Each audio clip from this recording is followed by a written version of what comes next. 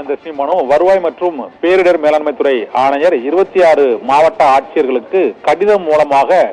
அவசரகால எச்சரிக்கை முன்னெச்சரிக்கை நடவடிக்கைகளை மேற்கொள்ள வேண்டும் என்று அறிவுறுத்தி இருக்கிறார். தற்போது தென் மாவட்டங்களிலும் டெல்டா மாவட்டங்களிலும் கனமழை பொழிந்து வருவதை ஒட்டி இந்த மாவட்டங்களில் மழை வெள்ள தடுப்பு பணிகள் மற்றும் கனமழையை எதிர்கொள்வதற்கான முன்னெச்சரிக்கை நடவடிக்கைகளை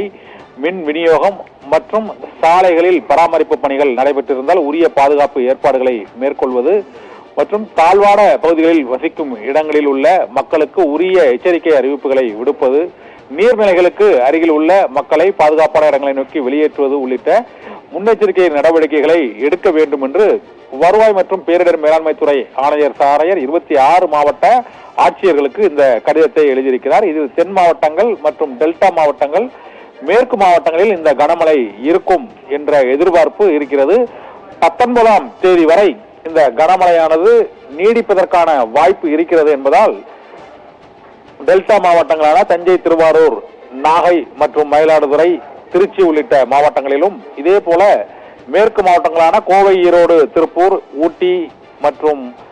அதை ஒட்டியுள்ள பல்வேறு மாவட்டங்களிலும் இந்த கனமழை பொழிவு இருக்கும் என எதிர்பார்க்கப்படுகிறது. இதே போல தென் மாவட்டங்களான கன்னியாகுமரி, திருநெல்வேலி, தூத்துக்குடி, தென்காசி மற்றும் விருதுநகர், ராமநாதபுரம் மாவட்டங்களிலும் இந்த கனமழை பொழிவு இருக்கும் என்பதால் அந்த பகுதிகளிலும் மாவட்ட ஆட்சியர்கள் தேவையான முன்னெச்சரிக்கை நடவடிக்கைகளை மேற்கொள்ள வேண்டும் என்றும், மக்களுக்கு மின் விநியோகம் மற்றும் சாலைகளில்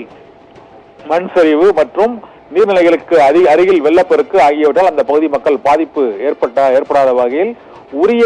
பாதுகாப்பு அறிவுறுத்தல்களை அந்தந்த மாவட்ட ஆட்சியர்கள் அந்தந்த மாவட்டங்களில் மேற்கொள்ள வேண்டும் என்ற எச்சரிக்கையையும் எடுத்திருக்கிறார்.